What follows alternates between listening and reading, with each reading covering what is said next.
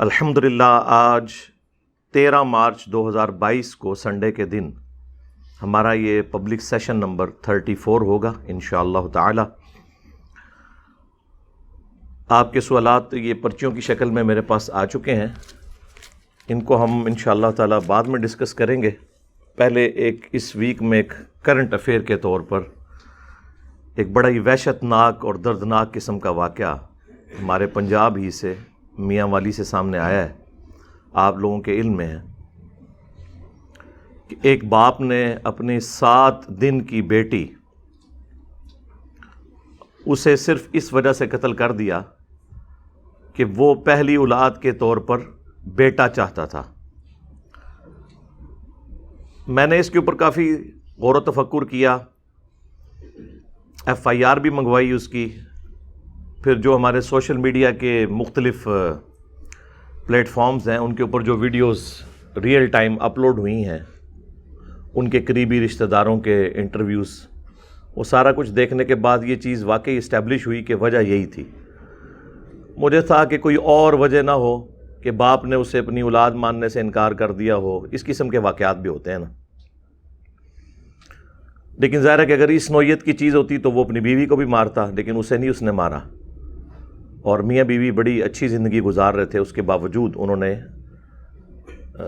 یعنی اس قسم کے حادثے کا سامنا انہیں کرنا پڑا اس باپ کی شفافیت کی وجہ سے۔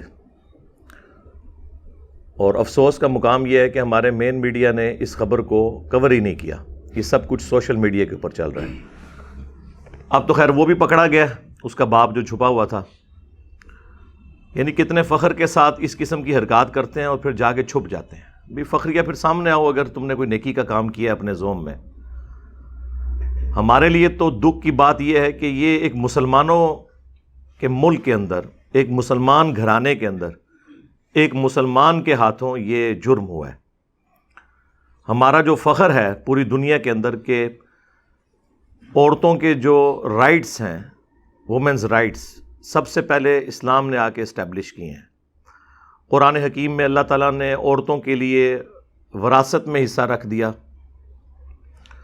سورۃ النساء پوری ایک سورت ہے جو صرف اس طبقے کو ایڈریس کرتی ہے جن کے حقوق کی پامالی صدیوں سے جاری تھی، یعنی عورتوں کے حقوق، بچوں کے حقوق، غلاموں کے حقوق، یہ ساری چیزیں سورۃ النساء، اس کا نام ہی النساء عربی میں عورت کو کہتے ہیں، عورتیں۔ تو یہ ساری چیزیں پھر ہمارے لیے کافی بدنامی کا باعث بنتی ہیں کہ مسلمان ہونے کے باوجود ہم یہ حرکتیں کریں۔ اور پھر یہ واقعہ اس دن منظر عام پر آیا کہ جو 8 مارچ عورتوں کا عالمی دن، جس کے اوپر یہاں پہ مذہبی طبقہ بہت چیختا ہے، کچھ چیزوں پہ میری بھی ریزرویشن ہے کہ بے حیائی پر مبنی نعرے نہیں ہونے چاہیے اور بے پردہ عورتوں کو یوں نہیں نکلنا چاہیے، کسی کنٹرول انوائرمنٹ کے اندر یہ دن منانا چاہیے، جس طرح کہ جماعت اسلامی والوں نے بھی عورت مارچ کی ہے، باپردہ خواتین نکلی ہیں۔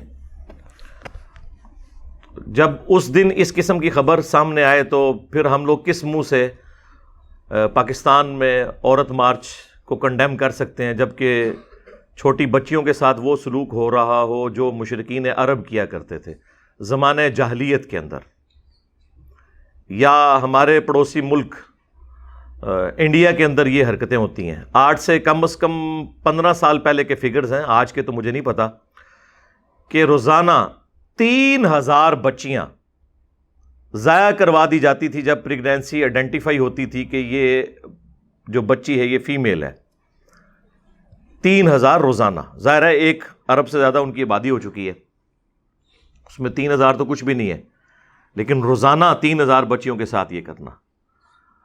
اور یہ میں نے اپنی زندگی میں پہلا واقعہ اتنا شفافیت والا دیکھا ہے۔ ویسے تو وقتاً فوقتاً واقعات آتے ہیں کہ کسی نے وہ مفلسی کے ڈر سے بچوں کو قتل کر دیا، لیکن یہ ایک جینڈر کی بنیاد کے اوپر یہ میری زندگی میں تو پہلا واقعہ ہے۔ یا میں نے مشرکین عرب کے بارے میں جو قرآن پاک میں اللہ تعالیٰ نے فرمایا کہ جب کسی کے گھر بچی ہوتی ہے تو اس کی حالت یہ ہے کہ اس کا چہرہ بگڑ جاتا ہے، سیاہ ہو جاتا ہے، اور وہ اب اس ٹینشن میں پڑتا ہے کہ میں اب اسے قتل کروں یا کسی زمین میں جا کے کہیں پہ دفنا دوں، میں کس طرح لوگوں کو فیس کروں گا، یہ پوری حالت نقشہ اللہ تعالیٰ نے قرآن میں کھینچا ہے۔ اور پھر سورہ التکویر کے اندر تو اس کا کلائمیکس آیا ہے کہ قیامت کے دن اللہ تبارک و تعالیٰ ایسے لوگوں کے ساتھ جنہوں نے یہ ظلم کیا ہے ان کی پرسش فرمائے گا اس حوالے سے، اعوذ باللہ من الشیطان الرجیم، وَإِذَا الْمَوْعُودَةُ سُئِلَتْ، جبکہ نومولود بچی سے پوچھا جائے گا قیامت کے دن، اسے اللہ تعالیٰ زندہ کر کے، بِأَيِّ ذَنبٍ قُتِلَتْ، کہ کس گناہ کے سبب تجھے قتل کیا گیا تھا۔ یعنی ایک معصوم بچے کا کیا گناہ ہوگا، یعنی تیرا کوئی گناہ بھی نہیں تھا، اس کے باوجود تجھے تیرے باپ نے یا قریبی رشتہ داروں نے قتل کر دیا، تو اللہ تعالیٰ اس سے سوال کرے گا۔ یعنی سوال کرنے کے بعد ظاہر ہے کہ جو مجرم ہے اسے سزا دی جائے گی۔ صحیح مسلم میں حدیث ہے کہ اگر ایک سینگ والی بکری نے بغیر سینگ والی بکری کو مارا ہوگا نا، تو قیامت کے دن اس کا بھی بدلہ دلوایا جائے گا۔ صحیح بخاری میں حدیث ہے کہ جو حقوق العباد کا معاملہ ہے دنیا میں کلیئر کر لو، آخرت میں کوئی شخص بدلہ نہیں دے سکے گا، آخرت کا بدلہ جو ہے وہ نیکیاں ہوں گی۔ تو جس نے بھی کچھ دینا دلانا ہے یہیں پر معافی تلافی والا کام کر لے، ورنہ آخرت میں نیکیاں دینی پڑیں گی۔ اور وہ پوری تفصیل صحیح مسلم کے اندر آئی ہے کہ نبی الاسلام نے صحابہ کرام سے پوچھا کہ جانتے ہو مفلس کون ہے؟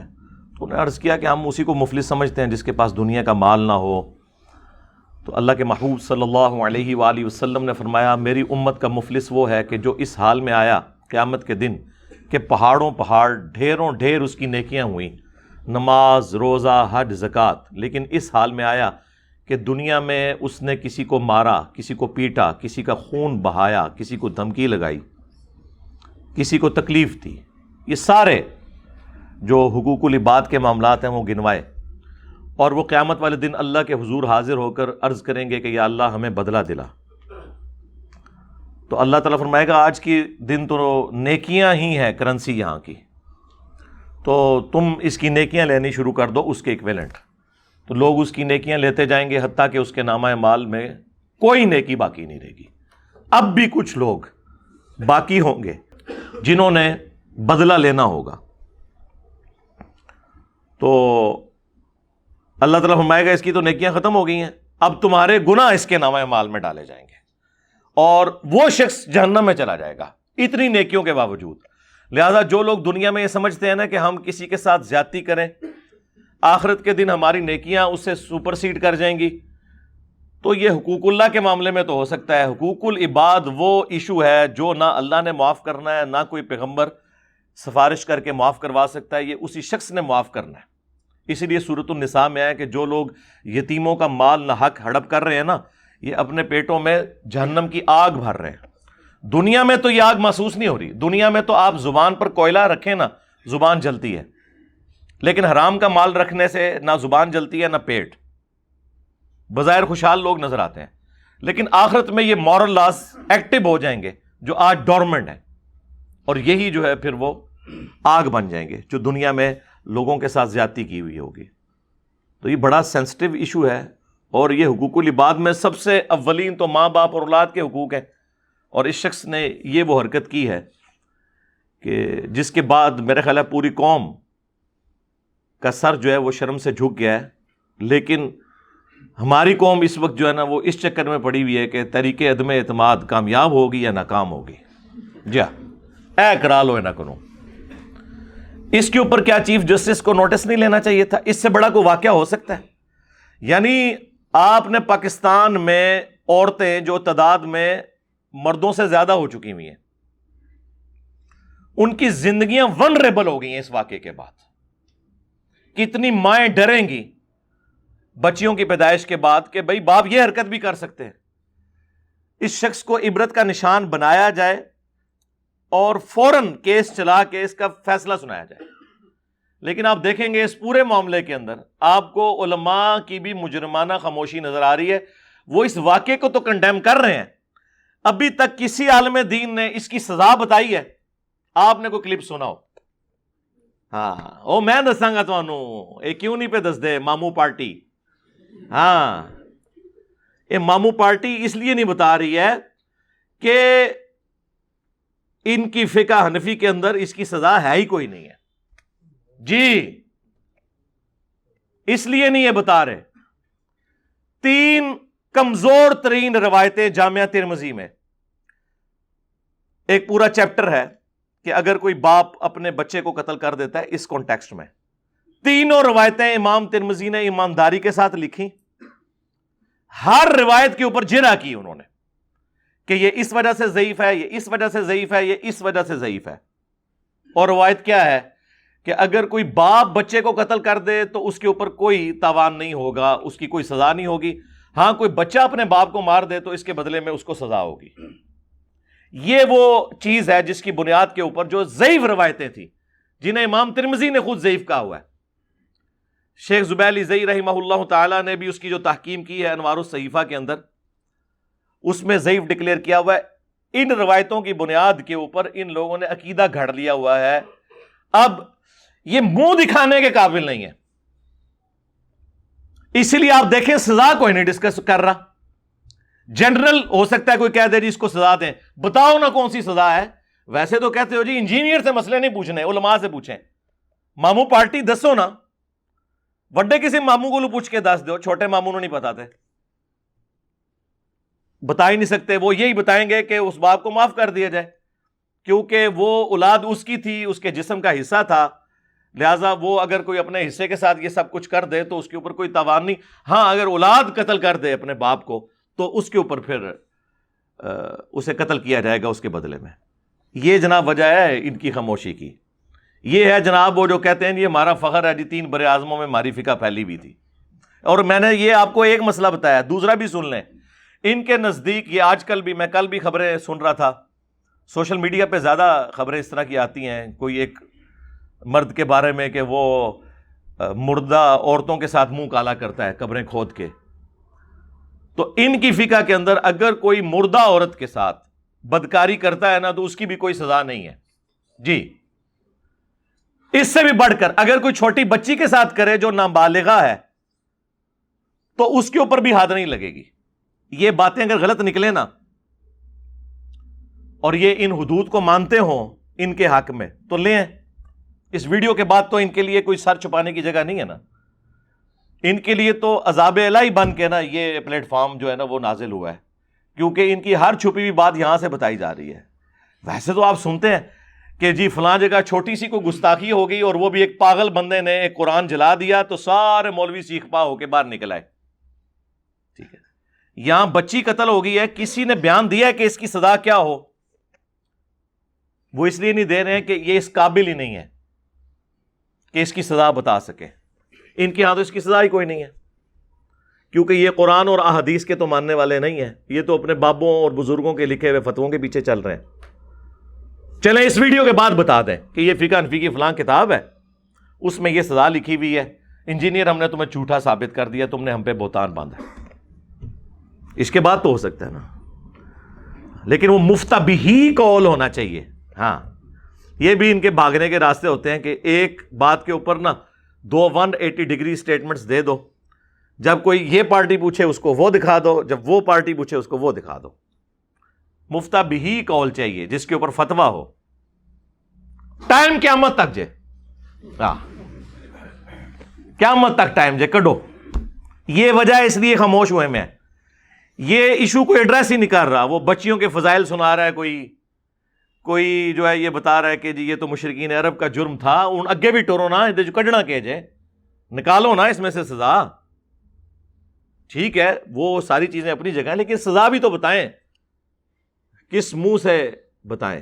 میں اکثر کہتا ہوں نا کہ یہ فرقوں کے جو ماننے والے ایسی روحانی اولادیں ہیں اپنے بزرگوں کی کہ جنہیں اپنے بزرگوں کے کرتوتوں کی وجہ سے منہ چھپانے پڑتے ہیں. ویسے تو یہ ہوتا ہے کہ جو ماں باپ ہے نا وہ اپنی بری اولاد کی وجہ سے منہ چھپاتی پھرتی ہے کہ یہ کیسی اولاد ہماری نکل آئی، ہم تو بڑے شریف تھے. اور یہ فرقوں کے ماننے والے یہ وہ بدبخت قوم ہے جو اپنے بزرگوں کے کیے ہوئے گناہوں کی وجہ سے منہ چھپاتی پھر رہی ہے اور اتنی جرت نہیں ہے کہ یہ کہہ دیں کہ ان سے مس ہینڈل ہوا ہے مسئلہ. ویسے تو آپ کو قرآن پاک میں ساری آیات نہیں پتا کیا سورۃ المائدہ میں اللہ تعالیٰ نے فرمایا جس نے ایک جان کو بھی ناحق قتل کیا گویا پوری انسانیت کا قتل کیا، سوائے دو وجوہات کے جو ساتھ ہی بتا دی گئی، فساد فی الارض ہو یا قتل کے بدلے قتل، اور وہ بھی جوڈیشری کا کام ہے۔ اور جس نے ایک جان کو بچایا گویا اس نے پوری انسانیت کو بچایا، ایک انسان کو، چاہے وہ کافر تھا چاہے مسلمان تھا۔ تو یہ قرآن کی تعلیمات بالکل واضح موجود ہیں۔ سورۃ البقرہ میں اللہ تعالیٰ نے اتنا ڈسکریج کیا اس چیز کو کہ کوئی شخص مقتول کو معاف نہ کرے، اگرچہ اس کا جواز موجود ہے سورۃ النساء کے اندر کہ آپ دیت لے سکتے ہیں، لیکن اسے ڈسکریج کیا گیا۔ وَلَكُمْ فِي الْقِصَاصِ حَيَاةٌ يَا أُولِي الْأَلْبَابِ، قتل کے بدلے قتل کرنے میں پوری انسانیت کی زندگی چھپی ہے اے عقل مندو، تاکہ تم ڈر سکو۔ سورۃ البقرہ۔ سورۃ المائدہ میں یہاں تک آیا کہ قتل کے بدلے قتل، جان کے بدلے جان، آنکھ کے بدلے آنکھ، کان کے بدلے کان، ناک کے بدلے ناک، دانت کے بدلے دانت، اور ہر زخم کے بدلے اس لیول کا زخم۔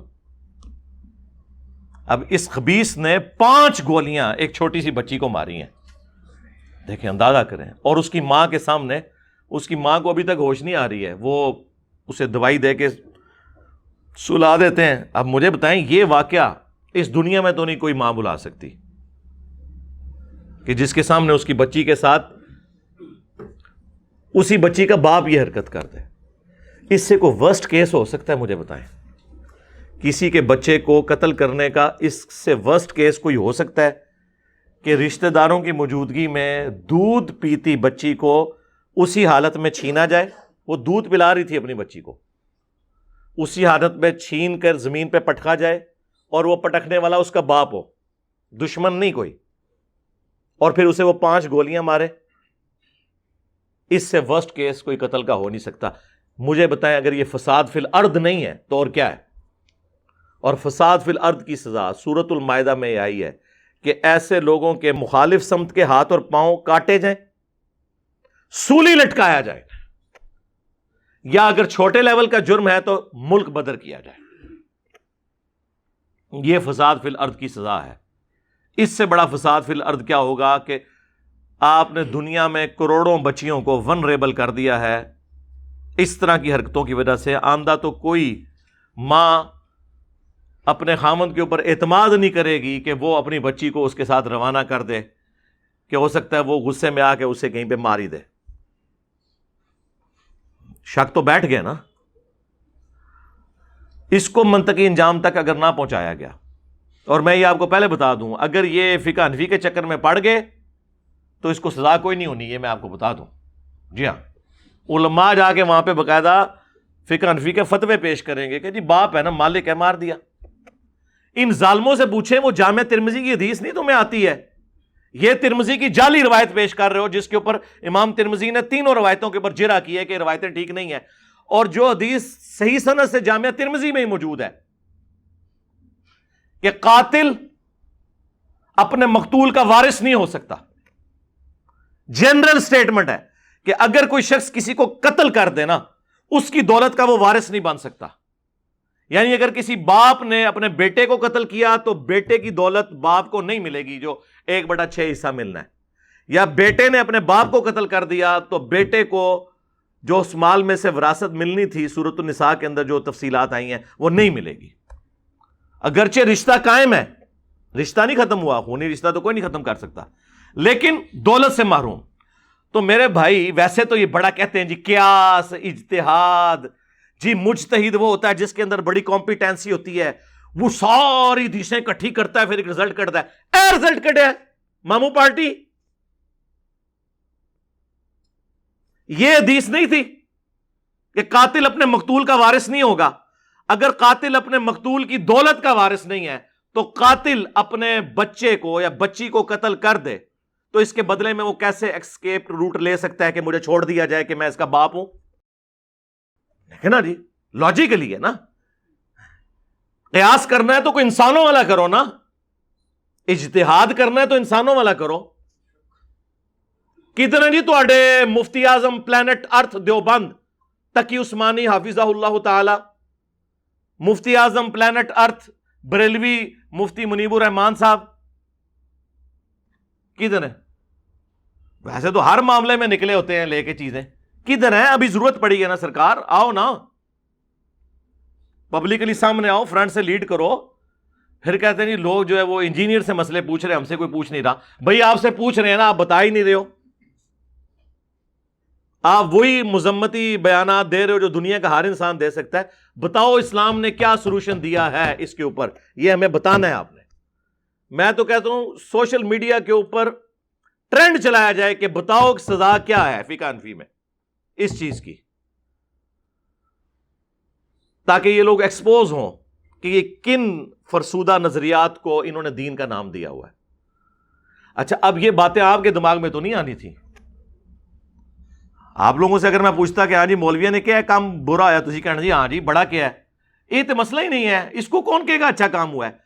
آگے بتائیں کرنا کیا ہے اس شخص کے ساتھ. کوئی زیادہ بنے گا نا تقیہ کر دے گا، قرار واقعی سزا دی جائے. اوے مامو پارٹی قرار واقعی سزا 10، تیرے بابے نے کیڑی سزا لکھی ہے؟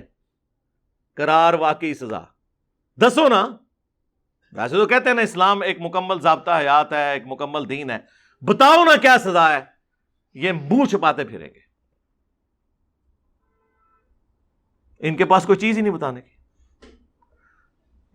پھر وہی بات ہے کہ وہ ڈنگروں والی جانوروں والی اپروچ ہے. اس ماڈرن دور کے اندر بھی لوگوں کا یہ نظریہ ہے کہ اگر بچی پیدا ہو جاتی ہے نا تو یہ ماں کا قصور ہے. یہ کس آیت میں کس حدیث میں لکھا ہوا ہے؟ اور ایک مسلمان یہ کہے جس کے قرآن میں موجود ہو، سورہ شورا کا آخری رکوع پڑھ کے دیکھ لیں، اللہ ہے جسے بیٹے دیتا ہے، جسے بیٹیاں دیتا ہے، جسے چاہتا ہے دونوں دیتا ہے، جسے چاہتا ہے اولاد سے محروم رکھتا ہے. تو یہ مسلمان کا عقیدہ ہے کہ وہ اس چیز کے اوپر ناراض ہو جو اس نے اللہ پر یقین کیا تھا، اللہ پر ایمان لایا تھا کہ اللہ یہ سب کچھ کرنے والا ہے. آج تو سائنس نے بھی تصدیق کر دی ہے کہ بات بالکل الٹ تھی. تو آڈے بابے نے تو انہوں ساری گلیں غلط دسیاں. ہمارے پنجاب کے معاشرے میں تو یہی مشہور تھا نا کہ جی عورت کا قصور ہے. آج سائنس ہمیں بتا رہی ہے، جو لوگ بایولوجی کی فیلڈ کے ساتھ وابستہ ہے انہیں یہ بات پتہ ہے کہ عورت کے پاس تو وہ کمپیٹنسی نہیں ہے، اس کے کروموسومز تو ایکس ہوتے ہیں. یہ مرد کی طرف سے ایکس آ جائے تو عورت، وائی آ جائے تو بچہ، ایکس پہ بچی اور وائی پہ بچہ. یہ تو آج ہمیں سائنس بتا رہی ہے. اندازہ کریں عورت کے پاس تو وہ کمپیٹنسی نہیں ہے، یہ مرد کی طرف سے جانی ہے. اچھا اب آپ حیران کن چیز دیکھیں، کافروں میں یہ کیا چیز ہے؟ ایو کہتے ہیں وہ اما حوا کو، ایو، اور ایو سے ایول بنایا ہوا ہے، ایکسز آف ایول. یعنی انہوں نے کہا یہ حوا ہے، نہ یہ وہ پھل کھاتی اور نہ ہمارا ابا جو ہے وہ جنت سے نکلتا. لیکن پورے قرآن میں قصہ آدم اور ابلیس 7 دفعہ آیا ہے. اس میں سے بھی سب سے تفصیل کے ساتھ آیا ہے سورۃ الاعراف میں. آپ پڑھ کے دیکھیں، تثنیہ کے صیغے استعمال ہوئے ہیں اس میں. ان دونوں نے نافرمانی کی، ان دونوں نے یہ کیا، ان دونوں نے یہ کیا. اللہ تعالیٰ نے سنگل آؤٹ نہیں کیا عورت کو. تو یہ تو کافروں کے نظریات تھے، عورت کو ڈیگریڈ کرنا. اسلام نے تو عورت کو ڈیگریڈ نہیں کیا، عزت دی ہے. یار اس سے بڑی کیا عزت ہوگی کہ بخاری اور مسلم دونوں میں حدیث ہے، فاطمہ میرے جگر کا ٹکڑا ہے، جس نے اسے تکلیف دی اس نے مجھے تکلیف دی. اس سے بڑھ کے کوئی اپنی بچی کے ساتھ محبت کا اظہار کر سکتا ہے؟ بخاری اور مسلم دونوں میں حدیث ہے کہ ایک پینڈو عرابی شخص آیا جس کے 10 بچے تھے. سیدہ عائشہ کہتی ہیں وہ نبی علیہ السلام سے کہنے لگا کہ آپ اپنے بچے اور بچیوں کو بوسہ دیتے ہیں؟ تو حضور نے فرمایا ہاں کیوں نہیں. تو اس نے کہا میرے تو 10 بچے ہیں، میں نے تو کبھی کسی بچے کو بوسہ نہیں دیا.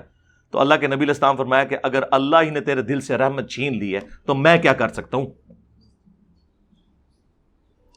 بخاری اور مسلم دونوں میں حدیث ہے، ایک عورت آئی، غریب عورت تھی، نبی علیہ السلام کی خدمت میں، تو اسے ایک کھجور دی گئی. اب 2 بچیاں تھیں اس کی، تو اس نے اس کھجور کے 2 ٹکڑے کیے، آدھا ٹکڑا ایک بچی کو دیا اور آدھا دوسری بچی کو. تو آپ علیہ السلام اتنے خوش ہوئے اس بات کے اوپر. آپ نے فرمایا کہ جس کی 2 بچیاں ہیں نا، اور اس نے اچھے طریقے سے ان کی پرورش کی اور ان کے ساتھ اس نے سلوک کیا، تو یہ 2 بچیاں جہنم کی آگ کے اگینسٹ اس کے لیے آڑ بن جائیں گی. اور مسلم شریف میں یہاں تک الفاظ ہیں جس نے 2 بچیوں کی پرورش کی حتیٰ کہ وہ جوانی کی عمر کو پہنچ گئیں، میں اور وہ قیامت والے دن اس طرح ساتھ ہوں گے جس طرح یہ 2 انگلیاں. جی یہ مسلم شریف ہے، مولانا شریف نہیں ہے. اسلام تو ہمیں یہ تعلیمات دے رہا تھا، ان لوگوں نے ہمیں کس طرف لگا دیا. اس طرح کا ایک جینڈر کی بنیاد کے اوپر قتل کرنا، یہ تو زمانے جاہلیت کی رسومات تھیں جو آج مسلمانوں میں. پھر اب مجھے بتائیں ہم کس منہ کے ساتھ عورت مارچ کو روکیں گے ان کے، یا اسے کوئی ڈائریکشن دیں گے؟ یہ تو ہمارے منہ کے اوپر کالک مل دی ہے اس واقعے نے. تو کہتے ہیں جی بڑی عزت ہے، ٹھیک ہے دی جاتی عزت. یہ حقیقت بات ہے کہ سب کانٹیننٹ کے معاشرے کے اندر جہاں پہ لوگ اس ایکسٹریمزم کا شکار ہیں، دوسری طرف وہ بھی ہیں کہ جو بچوں سے زیادہ پیار دیتے ہیں. وہ بھی خیر غلوب ہے، یہ بھی نہیں ہونا چاہیے. ہاں جی، کہ اس غلوب کے اندر آ کے بچوں کے ساتھ حق تلفی والا معاملہ شروع ہو جائے. بیلنس کرنا چاہیے، اولاد کے حقوق ہیں ان کا خیال رکھنا چاہیے. تو اسلام تو بچیوں کے اور جینڈر کی بنیاد کے اوپر عورتوں کے جو حقوق پامال ہوئے تھے وہ اسلام نے ان کو دلائے ہیں. اور آج مسلمان اس قسم کے واقعات کے ساتھ پوری دنیا کے اندر اپنا منہ چھپاتے پھریں گے، جبکہ ہماری حکومت، ہماری جوڈیشری بھی اس کو اس طرح ایکٹیولی مجھے تو نہیں نظر آیا. اگر یہ مین میڈیا کے اوپر خبر نہیں آ رہی ہے تو آپ اندازہ کر لیں کہ ہم لوگ کیا کر رہے ہیں. اس پلیٹ فارم سے میں اس قسم کی چیزوں کو کرنٹ افیئر کے طور پہ اس لیے اٹھاتا ہوں کہ تاکہ آپ لوگوں کے دماغ کھولے جائیں کہ خدا کے لیے اس وکھرے جہاں سے باہر نکلیں، آپ تھوڑا کوئی علم کے ساتھ اپنے معاملات کو لے کے چلیں. اللہ تعالیٰ نے قرآن حکیم میں کئی مقامات پہ 10 کمانڈمنٹس جو ہے نا مختلف طریقے سے ذکر کی ہیں، سورۃ الانعام میں اور سورہ بنی اسرائیل کے اندر، سورۃ البقرہ کے اندر. سورہ بنی اسرائیل کے اندر اللہ تعالیٰ نے جہاں 10 کمانڈمنٹس کا ذکر کیا وہاں پہ یہ بھی ذکر کیا کہ مت قتل کرو اپنی اولاد کو مفلسی کے ڈر سے، تمہیں بھی ہم رزق دیتے ہیں ان کو بھی ہم ہی رزق دیں گے. بعض اوقات یہ والی ریزن بھی ہو جاتی ہے.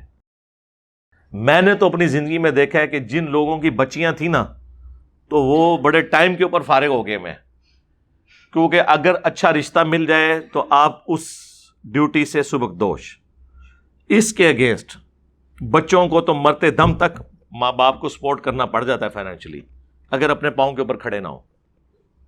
لیکن پھر بھی آپ دیکھیں کہ بچیاں جب پیدا ہوتی ہیں تو یہ مطلب کئی عورتیں تو رو رہی ہوتی ہیں، خود رو رہی ہوتی ہیں.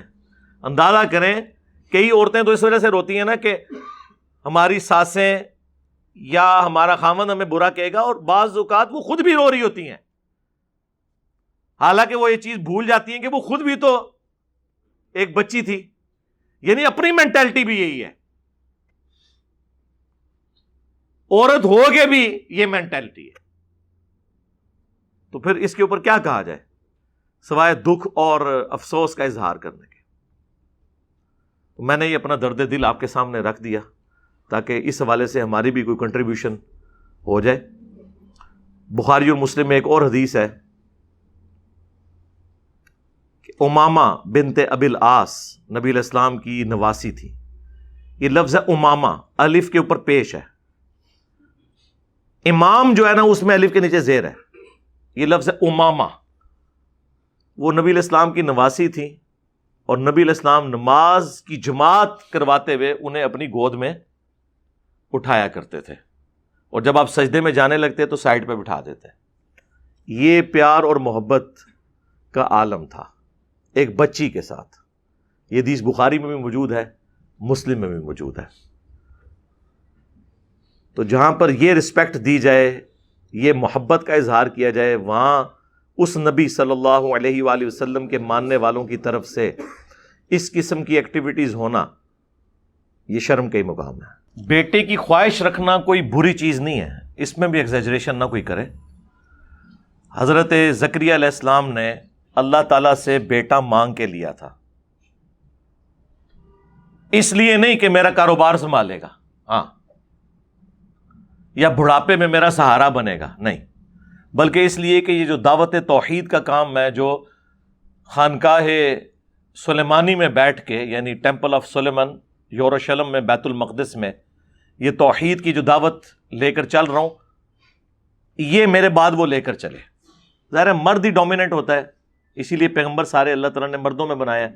عورتوں کے ساتھ کئی کمزوریاں جڑی ہوئی ہیں جس کی وجہ سے وہ ان چیزوں کو نہیں اس طرح لے کے چل سکتی. تو بیٹے کی خواہش کرنا کوئی بری چیز نہیں ہے, اس کے لیے دعا آئی ہے سورہ آل عمران کے اندر. حضرت زکریا علیہ السلام نے دعا کی, سورہ مریم کے اندر اللہ تعالیٰ نے قبول کی.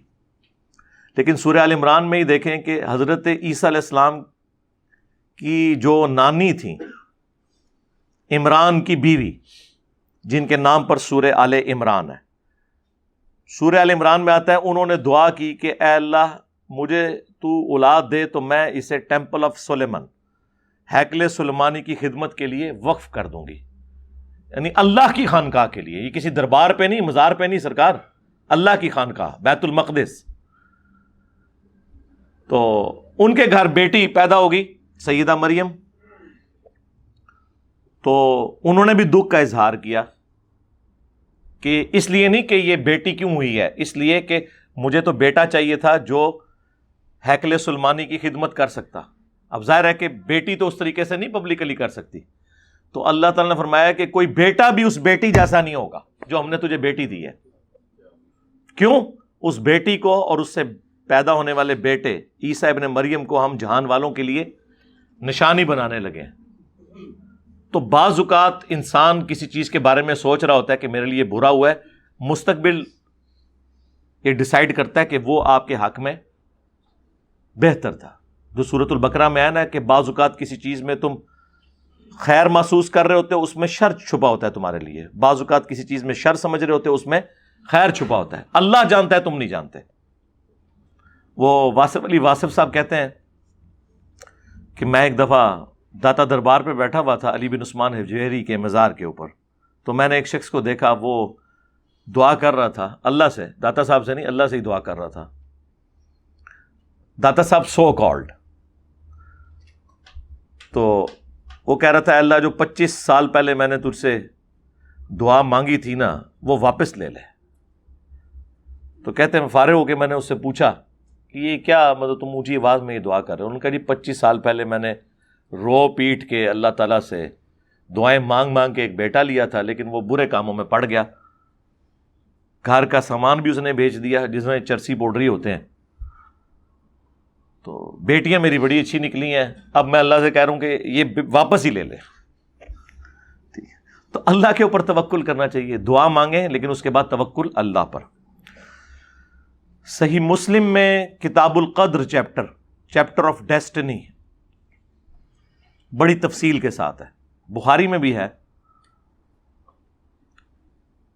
لیکن مسلم شریف میں کتاب القدر تقدیر کے چیپٹر کی آخری حدیث ہے کہ اے ابو ہریرہ, جو چیز تمہیں نفع پہنچائے اس کے لیے پوری کوشش کرو, کاہلی نہ کرنا, سستی نہ کرنا, اور اللہ سے مدد طلب کرنا. وَاسْتَعِن بِاللَّهِ, لیکن اس کے باوجود اگر رزلٹ تمہارے خلاف آئے تو یہ نہ کہنا کہ میں یہ کر لیتا تو یہ ہو جاتا, وہ کر لیتا تو وہ ہو جاتا. یہ اگر مگر شیطان کا دروازہ کھول دیتے ہیں. یعنی آپ اسٹریٹجی کو ریوزٹ کر سکتے ہیں لیکن لکیر نہیں پیٹ سکتے. جو مولا علی کا قول ہے کہ میں نے اپنے ارادوں کے ٹوٹنے سے اللہ کو پہچانا ہے, کہ میں مکمل ارادہ کرتا ہوں, کوشش کرتا ہوں, اس کے باوجود رزلٹ کچھ اور نکل آتا ہے, تو اس کا مطلب ہے جو اللہ کی مرضی. تو تم نے یہی کہنا ہے کہ جو اللہ کی مرضی, یہ اگر مگر شیطان کا دروازہ کھول دیتا ہے. اسی دیکھیں ہر تکلیف پہ میں یہ دعا سکھائی گئی ہے انا للہ و انا الیہ راجعون. یہ قرآن حکیم میں بھی دعا آئی ہے اور تفصیل کے ساتھ صحیح مسلم میں آئی ہے. ہم بھی اللہ ہی کی طرف سے آئے ہیں, ہمیں بھی لوٹ کر اللہ کی طرف جانا ہے. تو یہ جو تکلیف آئی ہے یہ بھی تو اللہ نے بھیجی ہے. جب ہم نہیں مر کے اللہ کے پاس چلے جانا ہے تو تکلیف تو ختم ہو ہی جائے گی نا. جب انسان خود ختم ہو جائے تب تو تکلیف ختم ہی ہو جاتی ہے نا. یہ اس کا مطلب ہے. ام سلمہ کہتی ہیں کہ جب ابو سلمہ میرے خاوند فوت ہوئے تو میں نے اللہ کے نبی علیہ السلام سے یہ دعا سنی ہوئی تھی. صحیح مسلم کی حدیث ہے کہ جو کوئی شخص مصیبت میں یہ دعا مانگ لے, انا للہ و انا الیہ راجعون, اور آگے الفاظ ہیں مسلم شریف میں, اللہم اجرنی فی مصیبتی واخلف لی خیرا منہا. اللہم اجرنی, میم کے اوپر زبر ہے اور جھٹکے سے پڑھنا ہے کیونکہ وہ مشکات شریف میں غلطی سے نا اللہم اجرنی لکھا گیا ادھر. یہ ہے اللہم اجرنی فی مصیبتی, اے اللہ اس مصیبت میں مجھے اجر دے, واخلف لی خیرا منہا, اور میرے لیے اس سے بہتر نعم البدل اس معاملے میں کر دے. تو جو کوئی یہ دعا مصیبت کے وقت پڑھ لے تو اللہ تعالیٰ اس کے لیے اس سے بہتر نعم البدل کر دے گا. اور کہتی ہیں دعا تو میں نے مانگ لی لیکن میں دل میں سوچتی تھی کہ میرے خامن جیسا تو کسی کا خامن ہو ہی نہیں سکتا. اتنا وہ اچھا خامن تھا. نبی کے ساتھیوں میں مجھے کوئی ابو سلمہ کے ساتھ کا نظر نہیں آتا, تو مجھے اللہ تعالیٰ کہاں سے ایسا خامن دے گا. کہتی ہیں کہ جب میری عدت پوری ہوئی تو اللہ کے نبی علیہ السلام نے پیغام نکاح بھیج دیا اور وہ ہماری ماں بن گئی ام المؤمنین. اور یہ ام سلمہ وہ ام المؤمنین ہے جو امہات المؤمنین میں سب سے اینڈ پہ فوت ہوئی ہیں 64 ہجری میں. واقعہ کربلا کے بھی 3 سال کے بعد یہ فوت ہوئی ہے 64 ہجری کے اندر. تو اس طرح اللہ تعالیٰ نعم البدل دیتا ہے. لہٰذا اگر آپ کو زیادہ کوئی غصہ آتا ہے نا بچی پیدا ہونے کے اوپر تو آپ یہ پڑھ لیں انا للہ و انا الیہ راجعون, اللہم اجرنی فی مصیبتی واخلف لی خیرا منہا. اور یہ بھی بات میں ایک اینٹی وینم کے طور پر, پھکی کے طور پر, الزامی جواب کے طور پہ کر رہا ہوں. ویسے تو اللہ کا شکر ادا کرنا چاہیے. الحمدللہ میری بھی 2 بیٹیاں. مجھ سے جب بھی کسی نے پوچھا آپ کے کتنے بچے ہیں تو میں نے ہمیشہ کہا 2 بیٹیاں اور 2 بیٹے. کبھی میں نے بیٹوں کا ذکر پہلے نہیں کیا. میرے نبی کی 4 بیٹیاں الحمدللہ. تو یہ تو ہمارا فخر ہے کہ اسلام نے عورتوں کو عزت دی ہے. تو اس قسم کے واقعات کے اوپر فوراً سے پہلے جو ہے ہمارے بڑوں کو جو صاحب اختیار ہیں انہیں نوٹس لینے کی ضرورت ہے. صلو علی محمد وآل محمد, اللہم صلی علی محمد وعلی آل محمد واصحاب محمد اجمعین الی یوم الدین.